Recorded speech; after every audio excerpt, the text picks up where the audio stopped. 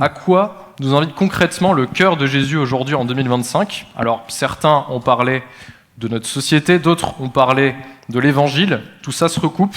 Et pour notre société française aujourd'hui en 2025, en une ou deux phrases, peut-être chacun, selon vous, à quoi nous invite le Sacré-Cœur de Jésus aujourd'hui ? Et je laisse la parole à qui pour commencer ? Qui se sent prêt ? Prête ? Je dirais, ce que je disais à la fin me semble déjà une réponse à la question. Est-ce que nous avons un cœur ? Est-ce que nous avons un cœur ? C'est le cœur qui fait la synthèse de ce qui circule à l'intérieur de nous, de ce que nous sentons avec nos 5 sens, donc ce que nous sentons de l'environnement, et ce que nous recevons de notre intelligence. C'est le cœur qui fait la synthèse. Salomon, quand il est tout jeune, Dieu lui demande « Dis-moi ce qu'il faut que je te donne ». Et il répond « Donne-moi un cœur intelligent et sage qui sache discerner entre le bien et le mal. » Voilà. Et Dieu est très content de la demande de Salomon. Et il va l'exaucer. Donne-moi un cœur intelligent. C'est-à-dire, on peut avoir un cœur, je dirais, qui est simplement dans l'affectivité. Et ça ne marche pas. Ou simplement dans la gentillesse. Et ça ne marche pas. Il faut qu'il y ait un cœur qui organise quelque chose, qui pense quelque chose avec d'autres, qui vit avec d'autres. Alors moi je dirais, c'est une belle question et on pourrait y passer la nuit. Je reviens au fait que le cœur de Jésus est Dieu et je crois que nous avons été créés comme hommes et comme femmes à l'image de Dieu. Nous sommes créés, c'est l'aspiration la plus profonde de nos vies, pour cette vie de communion avec Dieu qui s'appelle la vie éternelle. Et en tout cas, moi, ce qui a changé ma vie, c'est la découverte dans l'intériorité d'une relation avec celui qui répond à des besoins de mon cœur que je peux passer ma vie à ignorer. Donc, qu'est-ce que voudrait Jésus que je découvre, comme il dit à la Samaritaine, si tu savais le don de Dieu ? Et qui est celui qui te dit donne-moi à boire ? Si tu savais le don de Dieu, mais si tu savais comme tu es fait pour aimer, en mode XXL, quoi. Enfin, tu es fait pour une vie humaine qui est un chemin qui va te faire aller chercher à l'intérieur de toi plus profond que tu l'imagines. Et c'est ce chemin qui va combler ton cœur. Je dirais ce que peut-être le Seigneur nous demande, c'est de nous approcher d'abord de lui, de nous approcher de son cœur pour y trouver le repos. Nous sommes dans un monde extrêmement agité et stressant et nous avons besoin de nous reposer, de trouver le repos. Moi, je suis actuellement en paroisse à Bondy, dans le nord de Paris. Je suis arrivé là-bas de Bordeaux, qui est une ville magnifique. Et quand je suis arrivé sur les échangeurs et tout, je me demandais où j'allais arriver sincèrement. Et là où je suis arrivé, dans ma paroisse, il y avait une magnifique chapelle, petite chapelle, avec l'adoration perpétuelle. Et j'ai compris que c'est là que le Seigneur m'attendait, et tous les jours. Et de là, eh bien, j'allais dire, a commencé quelque chose de complètement nouveau pour moi, qui est de vivre aussi au quotidien, pas seulement la rencontre du Christ, mais beaucoup de rencontres avec beaucoup de monde, de toutes sortes. Et en fait, je ne sais pas si je vais dire que j'ai découvert le paradis, à Bondy, mais vraiment. Mais ça, tout a commencé par d'abord cette petite chapelle avec l'adoration. Est-ce qu'il y a des questions ? Oui, là-bas. Bonsoir, merci beaucoup pour vos éclaircissements sur le cœur de Jésus. J'ai une petite question. Pourquoi il est impossible de dissocier l'amour et la souffrance ? Et que quand on aime quelqu'un, est-ce que c'est vraiment obligatoire de souffrir avec ? C'est pas que je veux éviter la croix, hein, mais Je pense que intrinsèquement, comment peut-on l'expliquer? Une deuxième question, il y en a une juste ici, au milieu. Est-ce que le cœur de Jésus n'est pas la communion des saints? Nous retrouver tous un jour dans la communion des saints? Et une troisième pour cette série. Devant ici, au milieu. Et là-bas. Ouais. Merci beaucoup pour tous vos éclairages sur le cœur de Jésus. Ma question est la suivante, c'est que j'ai le sentiment de rencontrer beaucoup de personnes qui ne croient pas qu'elles puissent être aimées, qu'elles le sont. Quel est l'obstacle, à votre avis, si on peut le résumer, majeur à cette possibilité de se savoir aimer? Alors pour reprendre les trois questions, du coup, on a cette question de la dissociation de l'amour et de la souffrance. Pourquoi c'est pas possible de dissocier les deux? Cette question de la communion des saints et ce lien également avec ces personnes qui ont cette difficulté à pouvoir se sentir aimées. Je vois qu'on peut faire quelques petits liens entre ces questions. Est-ce qu'on commence avec vous, sœur Agnès? Alors, merci beaucoup. Pour la première question, la question de est-ce qu'on peut dissocier l'amour et la souffrance, moi, ce que je trouve très très beau quand je regarde la vie de Jésus, c'est que non, il n'y a pas du tout forcément de la souffrance. Moi, ce qui me bouleverse d'abord, c'est Jésus qui va dans la nuit être dans cette plénitude d'amour avec son Père et sa disponibilité tout au long du jour à chaque personne. Dans toutes ces scènes de l'Évangile, il n'y a pas d'abord de la souffrance, il y a d'abord cette joie incroyable de Jésus de venir consoler, de venir faire découvrir la joie, faire découvrir à la Samaritaine combien elle est aimée, comme vous avez dit dans la troisième question. C'est d'abord ça que Jésus est venu faire. Après, j'essayais de le dire tout à l'heure, c'est le côté quand ça devient plus difficile d'aimer quand la souffrance arrive. Et donc, effectivement, la méchanceté de certains, le fait que certains étaient insécurisés par ce que Jésus venait déplacer, etc., dans leurs convictions, etc., ça fait que toute l'opposition a commencé à se ruer sur Jésus. Chez Saint Marc, c'est le truc le plus bouleversant. On passe d'une espèce de success story incroyable, les gens se ruent sur lui, il peut plus manger, etc., à tout à coup, crucifiez-le, crucifiez-le. Donc, c'est pas que en soi le cœur de Jésus y est forcément la souffrance, c'est pas ça, mais c'est que il aime, et même quand il commence à souffrir du fait que l'amour est rejeté, il continue à aimer, il continue à aimer.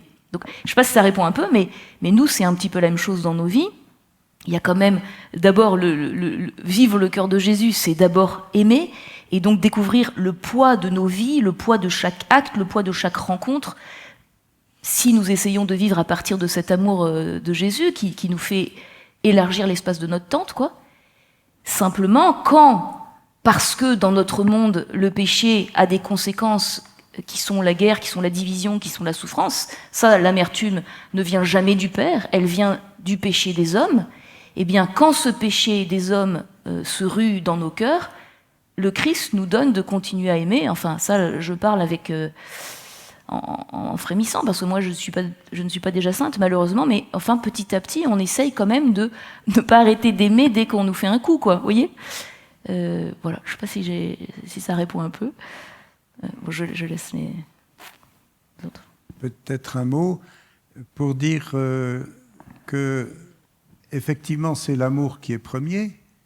Dieu nous envoie une flèche et il rend capable Moïse et Paul d'être transformés, mais l'un comme l'autre restent des pauvres bougres.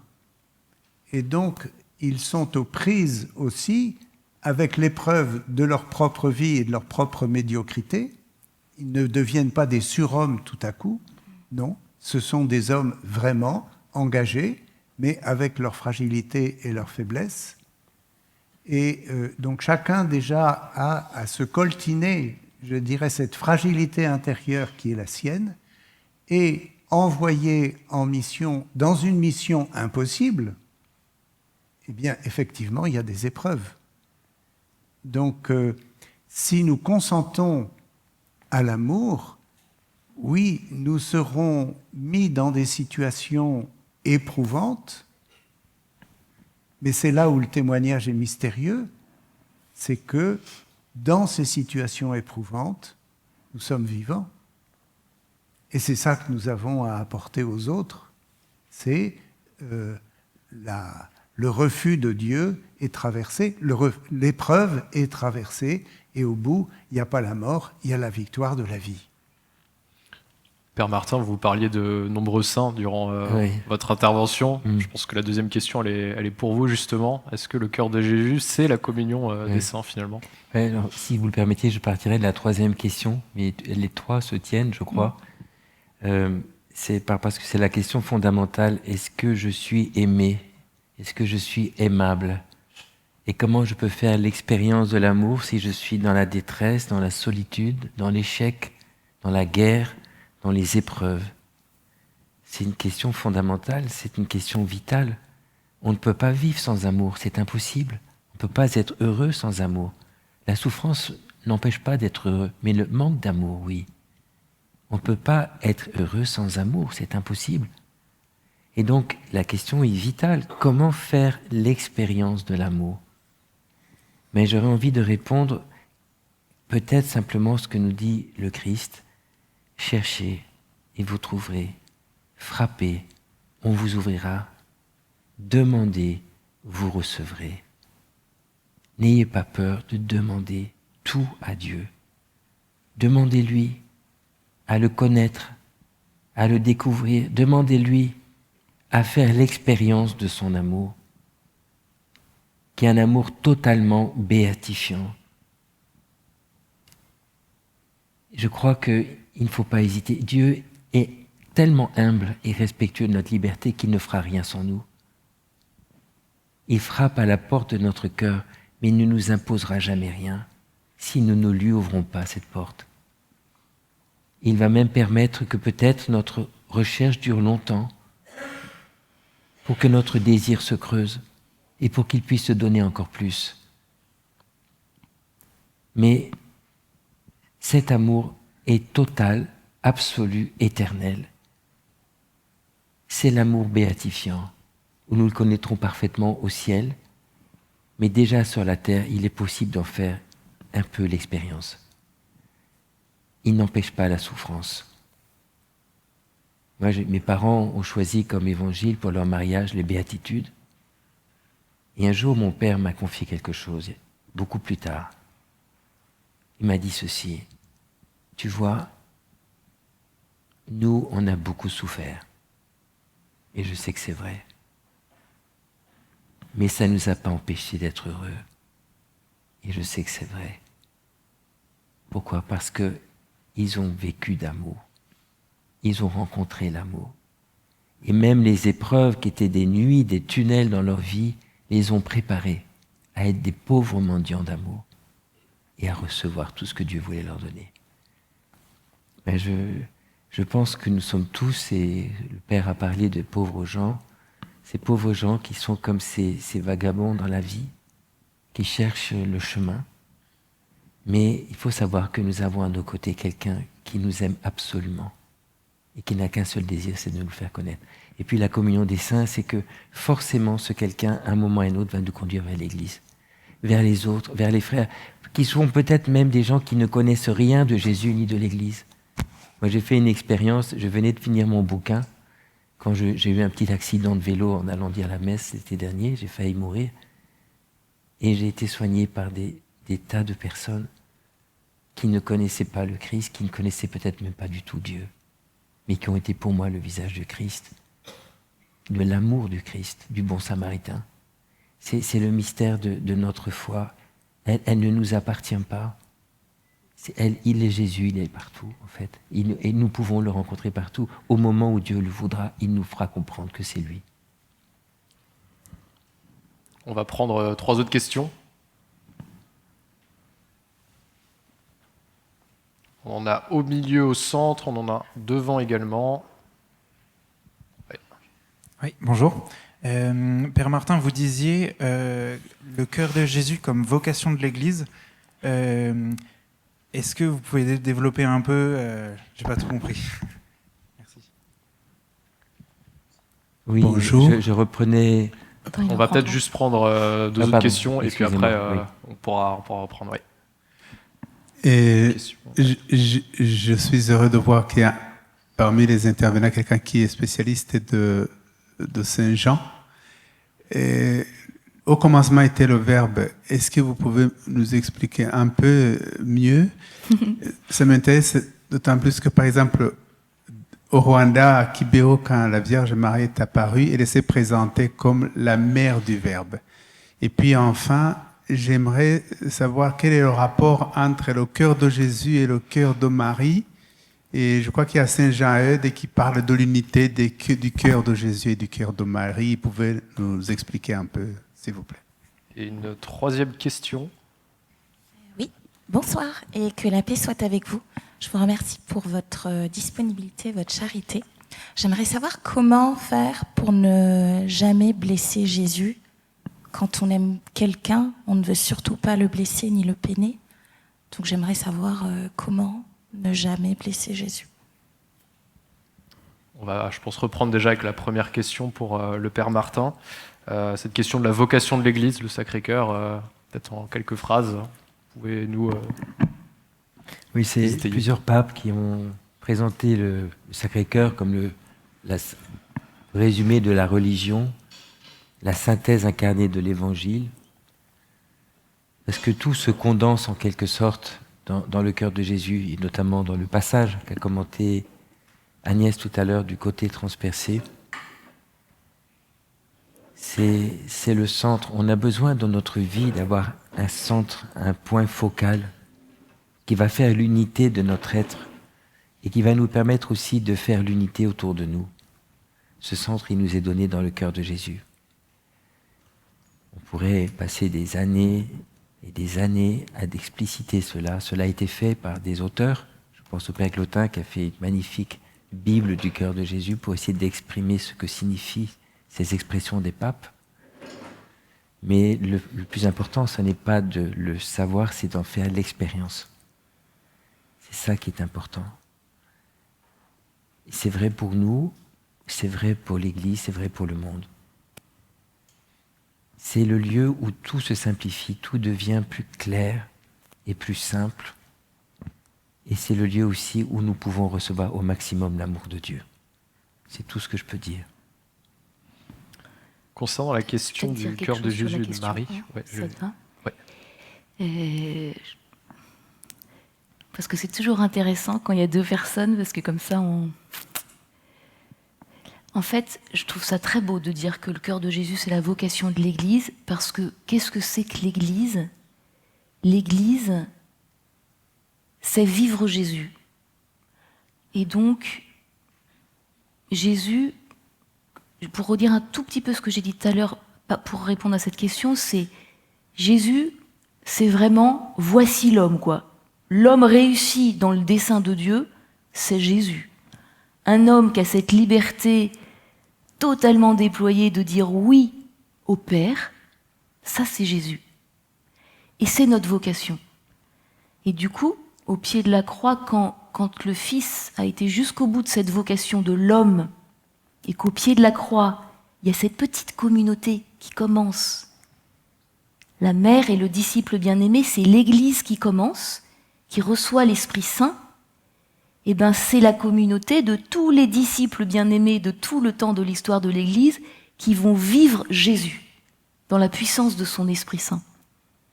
Et Origène, je dirais juste ça pour finir cette question, mais Origène, j'adore ce commentaire, c'est voici ta mère, voici ton fils. Jésus n'a qu'un fils. Pardon, le Père, non, comment c'est déjà? Donc, femme, voici ton fils. Marie n'a qu'un fils, c'est Jésus. Et donc Origène dit, donc le disciple bien-aimé, il devient Jésus. Ben c'est ça, l'Église, c'est vivre la vie de Jésus avec nos frères. Concernant la question du cœur de Jésus et de Marie, peut-être pour différencier les deux, est-ce qu'il y en a un de vous qui veut bien répondre brièvement à celle-ci, peut-être Père Daniel, s'il y a quelque chose qui vous vient. Oui, je crois que Marie, lorsqu'elle a dit oui à Dieu, elle va devenir la mère de Jésus, mais son cœur est à l'unisson de la demande divine et à l'unisson de celui du cœur de son Fils. Faites tout ce que vous dira. Du coup, lorsque j'ai découvert un peu le cœur de Jésus, curieusement, ma dévotion à Marie a changé. Et je crois que c'est profondément parce que le cœur de Marie est comme le cœur de Jésus et que Marie me conduit à Jésus dans cette incarnation. Marie a dit oui à ce mystère d'amour du Père dans l'incarnation de Jésus. Et donc, pour moi, elle est ma mère parce qu'elle me conduit, je dirais, véritablement au cœur, pour que moi aussi j'ai un cœur. Et peut-être un de vous pour cette dernière question. Alors, j'avais noté comment ne pas blesser le cœur, peut-être comment rentrer en relation avec le cœur de Jésus. Oui. Je veux dire juste un tout petit mot sur le cœur de Jésus et de Marie. Vous pouvez faire les deux. Oui. Parce que le Père Glotin, qui a beaucoup travaillé ces questions, disait ceci, que ce qui a été donné en premier, c'est l'unité des deux cœurs, avec l'école française et notamment Saint-Jean-Eudes. Et après, on a distingué à travers les fêtes du Sacré-Cœur, puis du cœur immaculé de Marie. Mais il faudrait qu'on revienne à cette unité, parce que selon Saint-Jean-Eudes, le cœur de Jésus et de Marie, c'est le cœur de l'Église. C'est le cœur même de la communion, de l'unité avec Dieu et entre tous. C'est l'expérience de la Pentecôte. C'est l'expérience de l'Église d'aujourd'hui, du 3e millénaire, qui est appelée à être ce lieu de la communion, l'école de la communion. Et donc, c'est vraiment important de voir effectivement l'unité des deux cœurs, je dirais même pour le monde d'aujourd'hui. C'est le lieu même où peut se nouer la fraternité, l'amour entre les hommes. Très bien. Et comment rentrer peut-être en relation avec ce cœur peut-être une question un peu plus pratique. Voilà. Alors, je vais commencer par reprendre les termes de la question, mais après, comment ne pas blesser Jésus? Je trouve cette question très belle. Je pense que ne pas blesser Jésus, c'est puiser à son cœur de cet amour de miséricorde qui, en fait, vous savez ce que Jésus a dit, c'est que ce qui blesse son cœur, c'est quand on n'a pas la confiance, qu'on se referme sur notre péché, qu'on se referme sur nos trucs, nos casseroles, alors qu'il a donné sa vie pour que ces torrents d'eau vive ils viennent dans nos cœurs cabossés. Donc ce qui blesse Jésus, vous voyez, par exemple, donc pour être en relation avec lui, le contraire de le blesser, c'est ce déplacement merveilleux de la Samaritaine qui passe au début, pourquoi tu me parles, toi, t'es juif, t'es un homme, moi je suis une femme, je suis samaritaine, en fait on peut pas parler, quoi. Et petit à petit, Jésus a l'art, pour revenir sur la question de tout à l'heure, c'est Jésus qui a l'art de venir nous montrer que nous sommes aimables. Qu'au début on se sente pas aimable, c'est normal, c'est toute la joie du chemin spirituel de découvrir sous son regard que nous sommes aimables. Et donc cette Samaritaine, elle se laisse déplacer. Et donc là, c'est le contraire de quelqu'un qui blesse Jésus. C'est qu'elle laisse Jésus s'approcher d'elle et lui faire un chemin. Et à la fin, elle qui était toute recroquevillée sur elle-même, part en courant et tout le village se convertit. Elle a amené la joie à tout le village qui dit « Tu es le sauveur du monde ». Meilleure confession du monde, quoi. Voilà. Et la dernière petite chose que je dis, parce que c'est en réponse à votre question à vous, Tanguy, c'est comment rentrer en relation avec le cœur de Jésus? Moi, je vous dis que le petit secret de la prière du cœur que je vous ai dit tout à l'heure, c'est merveilleux, vraiment. C'est une petite parole qui, dans nos mondes très bruyants et très speed, nous remet dans sa présence, humblement. Et je vois bien que parfois on nous dit « mets-toi en silence », on n'y arrive pas, mais si on répète cette petite phrase creuse le silence dans mon cœur et me relie à Jésus. Et comme ça, c'est lui qui le fait, et ça, c'est plus sûr. Merci beaucoup. On approche de la fin de la conférence. En écho Vous à avez- cette petite prière, je peux aussi vous indiquer la prière d'offrande du réseau mondial de prière du pape. Il y a une intention mensuelle, mais avec cette intention, il y a une petite prière qui est une manière aussi de rejoindre le cœur de Jésus. Vous la trouverez sur Internet en tapant prier au cœur du monde et vous trouverez tous ces éléments-là. Sur l'amour, comment ne pas blesser le cœur de Jésus? Moi, je constate que je le blesse 10 fois par jour et sans doute beaucoup plus. Alors, comment ne pas le blesser? Eh bien, c'est moi en lui ouvrant simplement mon cœur. Mais si je me lamente sur moi-même de l'avoir blessé, je ne fais pas ce qu'il me demande. Il me dit, viens, donne-moi tout ça. Et je lui confie, je dirais, toute cette méchanceté résiduelle ou cette capacité de méchanceté résiduelle qui est en moi. Ça ne m'appartient plus, il me l'a demandé, je la lui donne. Est-ce que vous auriez chacun une ou deux phrases à nous laisser en cadeau de fin de conférence, j'ai envie de dire? On va peut-être reprendre l'ordre qu'on avait pour les interventions. Donc peut-être commencer par vous, Agnès, qui n'aura pas le temps de se préparer pour y réfléchir. Voilà, peut-être une ou deux phrases pour conclure cette conférence. Il y aurait tant à dire. Je dirais que le cœur de Jésus est tendre, qu'il est puissant et qu'il est toute ma vie. Voilà, je dirais ça. Moi, je voudrais vous remercier d'être venu et d'avoir eu la patience de nous écouter. On a parlé de communion des saints tout à l'heure, mais il me semble qu'on a fait aussi une expérience de cela ce soir. On ne se connaît pas, mais je vous remercie de nous avoir permis aussi de le vivre avec vous. Merci. Dans Dilexit Nos, il nous a aimés. Le pape a cette chose invraisemblable. Sur 6 paragraphes, il tutoie son lecteur, alors qu'il parle au monde entier.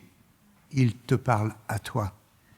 Et il parle à toi au nom de Jésus pour dire, s'il te plaît, laisse-toi, donne-lui l'autorisation de te donner sa lumière pour qu'il puisse te redresser et te donner la force.